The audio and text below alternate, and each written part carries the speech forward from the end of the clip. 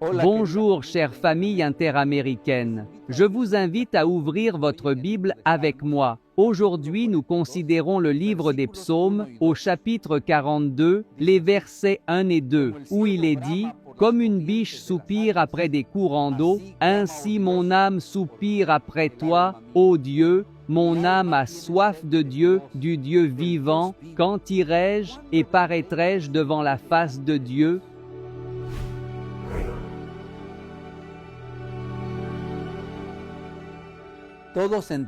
Nous comprenons tous ce qu'est la soif, c'est un besoin profond et urgent qui ne peut être ignoré.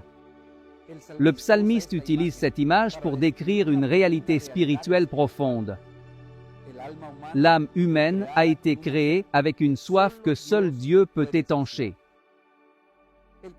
Le passage commence par une image forte, une biche qui soupire après l'eau. Il ne s'agit ni de curiosité ni de confort, mais d'une nécessité vitale. C'est ainsi que commence la véritable communion avec Dieu. Lorsque nous reconnaissons notre soif spirituelle et comprenons que nous ne pouvons pas vivre sans lui. Ensuite, le psalmiste précise quelque chose d'important. Sa soif n'est pas simplement une soif de réponse ou de solution. C'est une soif de Dieu, du Dieu vivant. Autrement dit, un Dieu présent, actif et relationnel. La communion, c'est connaître Dieu, pas simplement connaître des choses à son sujet. Enfin, le cri du psalmiste est clair. « Quand irai-je et paraîtrai-je devant Dieu ?» Quel profond désir d'être en sa présence. La communion exige que l'on passe du temps intentionnellement avec Dieu, et c'est ainsi qu'il renouvelle notre vie intérieure.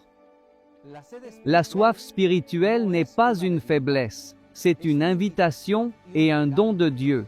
C'est l'appel du Saint-Esprit qui nous conduit à la source de la vie, avec la promesse certaine que lorsque nous venons à lui en tant que source de notre vie, il ne nous ignore pas.